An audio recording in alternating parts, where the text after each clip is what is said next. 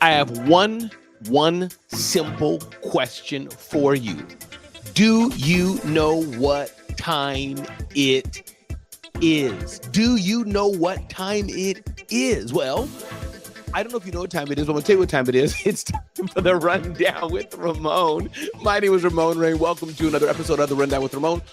All he asks is for a bit of your time to give you the top things you need to know to live your best life or start or grow your business. You're in for a treat today because you're here. You're in for a treat today because I'm going to dispense to you information. It's going to help you up-level yourself as we always do on the Rundown with Ramon. If you're watching the Rundown with Ramon, join me and comment, like, star, share, selfie it, whatever you want to do.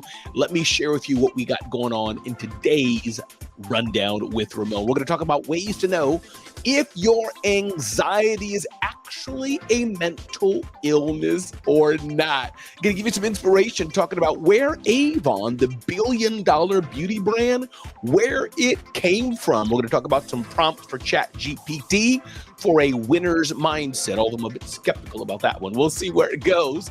Talking about we're spending billions on this work from home indulgence. How to harness the power of authentic storytelling to become a more effective and inspiring leader. We want to touch on some simple words that Walmart CEO just taught a profound lesson in. The psychology of digital transformation. Digital transformation is absolutely so important. We're going to talk about the psychology of that. And Sour Patch Oreos, ew, why weird food flavors are all over store shelves. Again, if you're listening in, just tuning in, this is the Rundown with Ramon, and I'm so glad you're here today. Sit back, relax, buckle up, click, get ready for another episode of the Rundown with Ramon, starting in just a few seconds.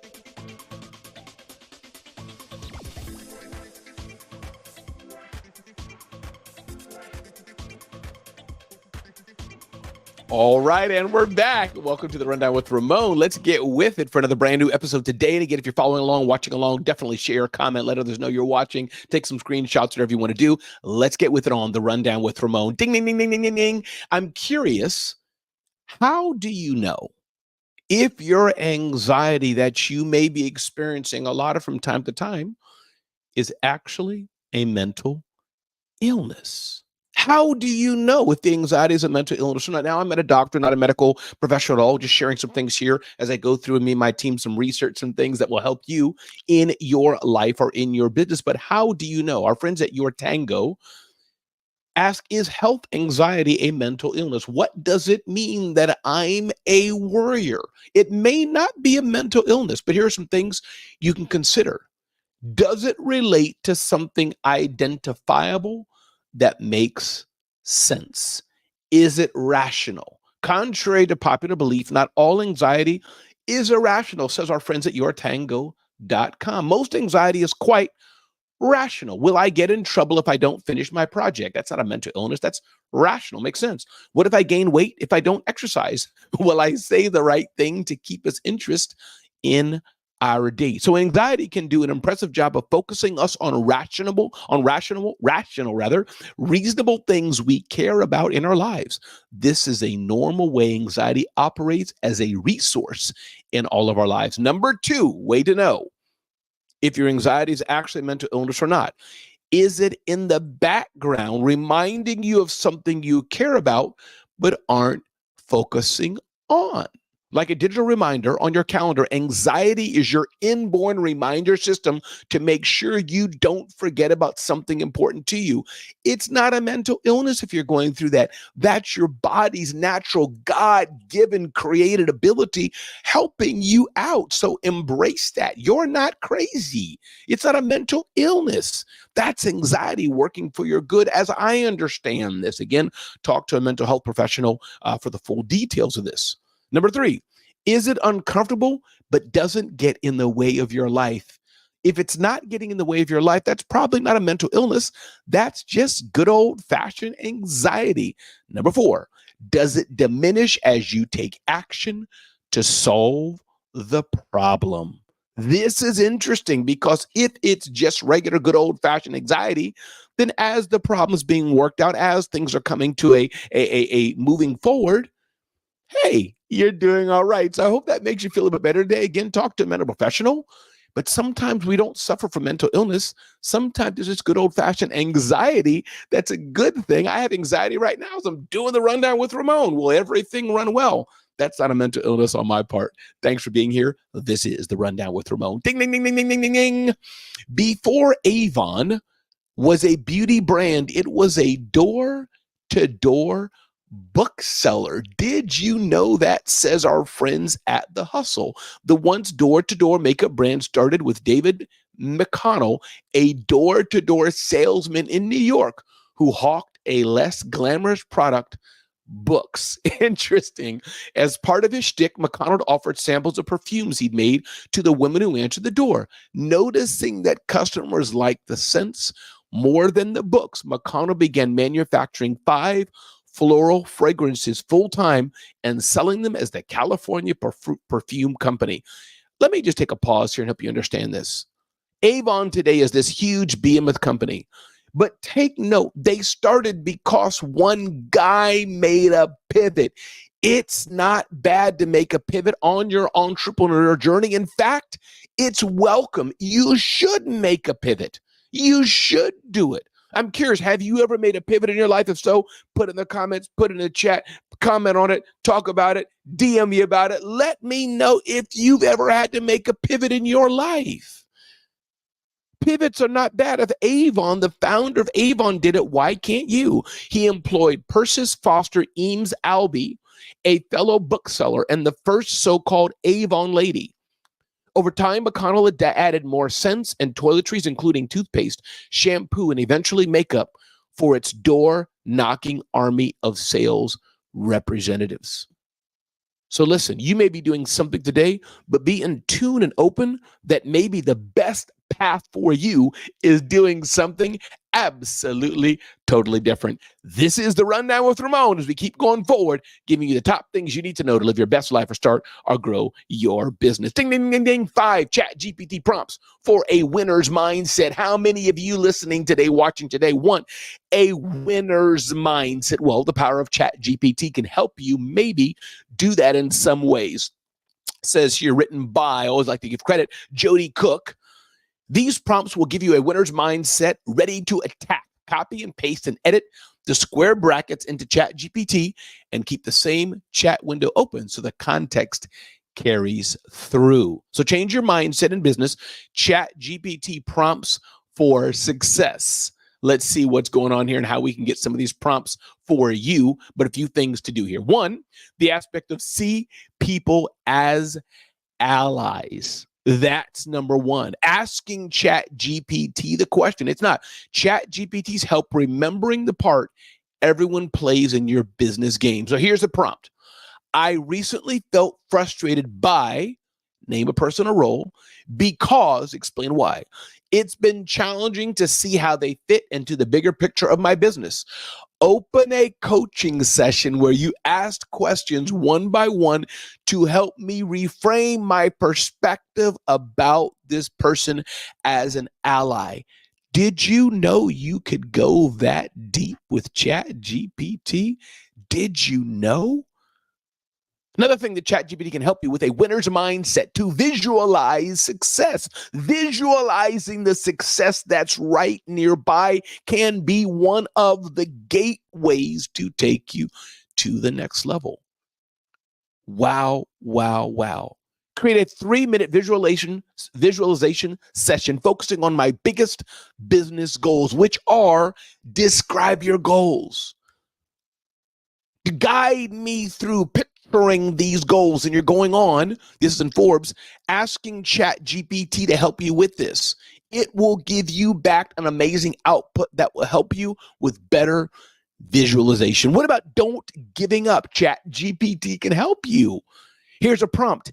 Help me stay motivated and not give up on my entrepreneurial journey. Sometimes I get impatient when, and I feel, describe it. Start a reflection on the importance of consistent action. Here's what you're doing. You're asking ChatGPT to give you back insight it already has. Help me not give up.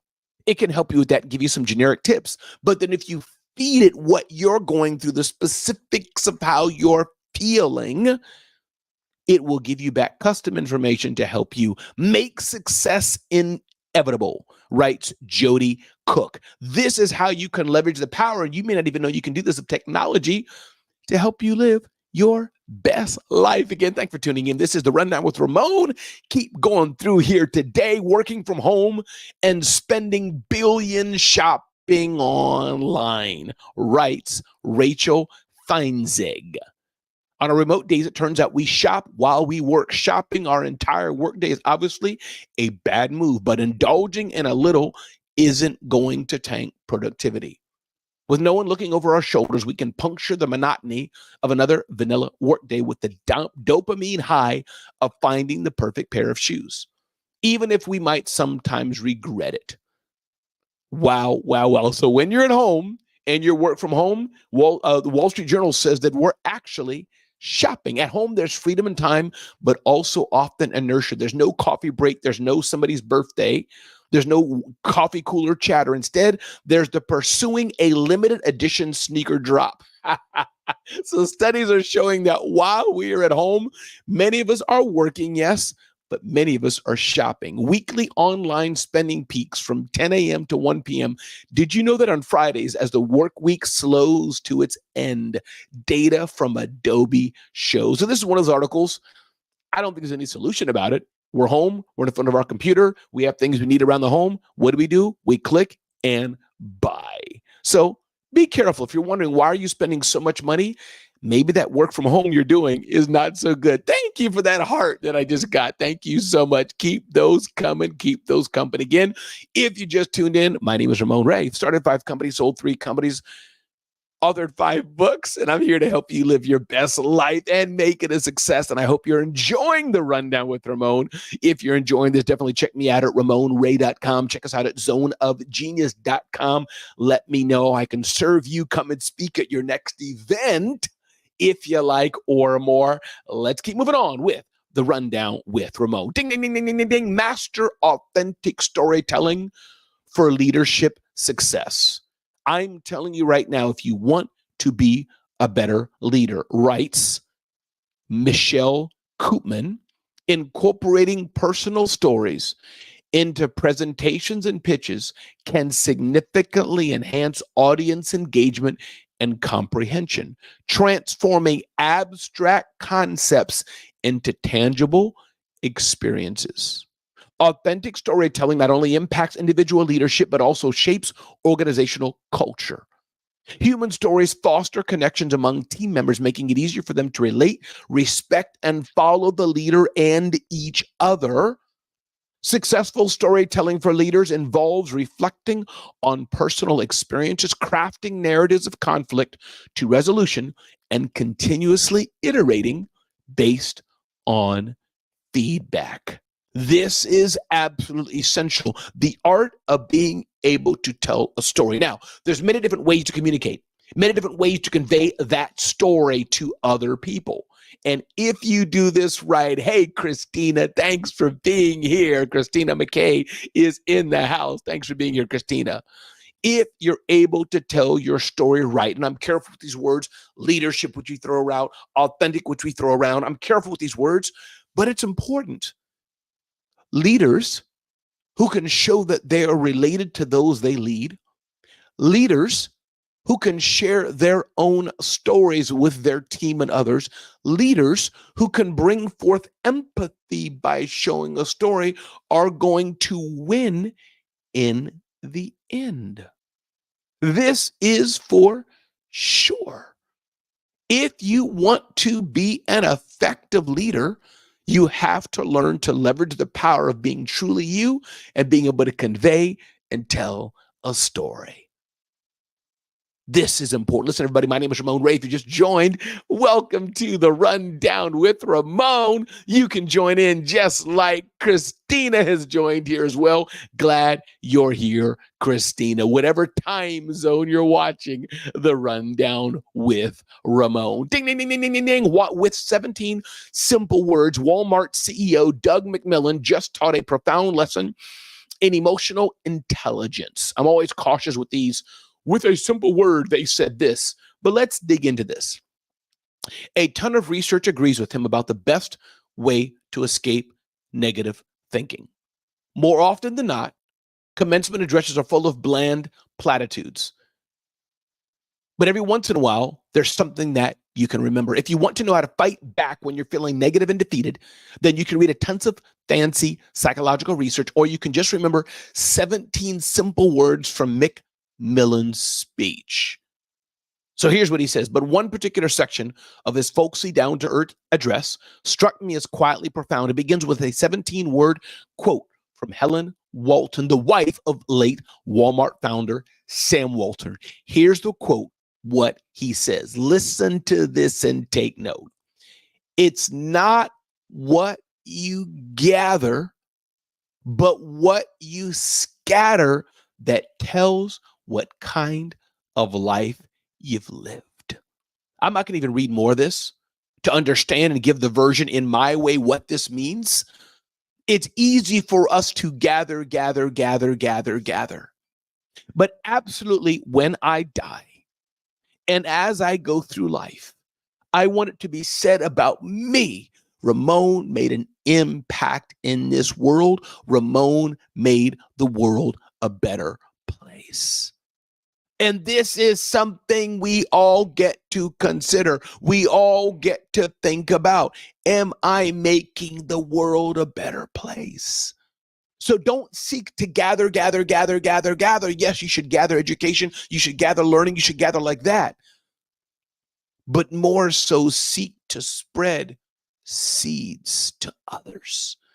And that's then how you can gather and get a return on what you've done. This is the Rundown with Ramon, and I'm so glad you've chosen to be here today. Ding, ding, ding, ding, ding. How small businesses can master a complex labor market.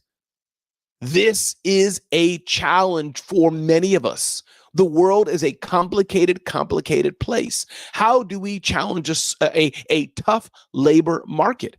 How do we get to the next level in what we want to do when we're fighting to retain people, when we're fighting for hires? Well, the one way to do that is that we have to show up with our brands. We have to show up with our humanity. We have to show up letting people know this is a great place to work, whether we're a small business or a big business. This is a great place to work. Let people know that, and you will find people attracted to you. Ding, ding, ding, ding, ding, ding, ding. The psychology of digital transformation. This word digital transformation is bantied about quite a bit, but there's a bit of psychology behind it, writes Kamalis Larder. One of them, dangers of neglecting the psychological impact of organizational change. Neglecting the human aspects in any organization-wide change or transformation can prove catastrophic. This is important. The psychological impact of organizational change. Don't neglect it. Number 2, cognitive biases impact on digital transformation. Digital transformation is great, but be careful of the own biases we have, confirmation bias and more, that limit who we are and limit who we can be. The writer says, I have, for example, observed how cognitive biases negatively impact critical decision-making in digital transformation initiatives. Building an ecosystem for digital transformation success. There are several effective strategies to manage the human side of digital transformation. And this is in the book, Human Side of Digital Transformation. We can't ignore the human dimensions of this, writes Kamalis Lardy.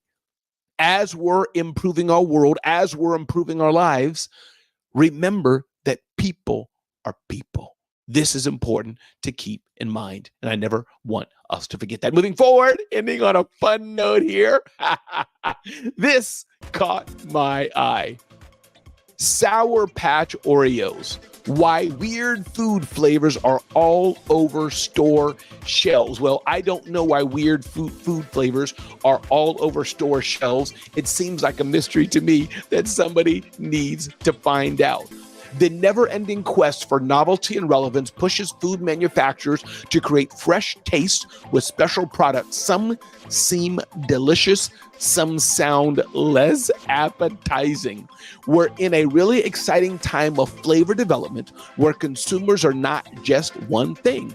You're not just a sour lover or a sweet lover. You want a little of this and a little of that, said Christine Braun, the senior manager for Oreo innovation at Chicago-based food and beverage company Mondelez International. Companies are finding the freedom to explore a little bit more and get more creative. Listen, on that note, this is The Rundown with Ramon. Let me remind you, if you're enjoying this material, check us out at zoneofgenius.com. Zoneofgenius.com. Ask yourself every single day, are you clear on what you really, really want in life? Are you clear on what you really, really want in life and in business? In fact, do you even want to be in business? Understand, this is not a TV show. Well, this is, but this is not like Shark Tank where you can go on, come back, get funding or not, this and that and the other. This is life. Are you hungry enough to get to where you need to be in life and in business? That hunger, as Eric Thomas talks about. Are we hungry enough? Looking at his book on my bookshelf here. This is important. The pricing you have in your business, is it at a premium or are you the cheapest brand on the market? What do you do best? Ask yourself that question. My friends, this is The Rundown with Ramon. I'm Ramon Ray. If I can serve you in some way, looking for an amazing speaker at your event, let me know. Check me out at zoneofgenius.com. Check me out at ramonray.com. But more importantly, go tell somebody today that they make a difference. Go tell somebody today that they matter, because you matter and you make a difference. This is The Rundown with Ramon. I hope you've enjoyed this episode. Let me know. Give me your feedback. Be blessed and have an absolutely amazing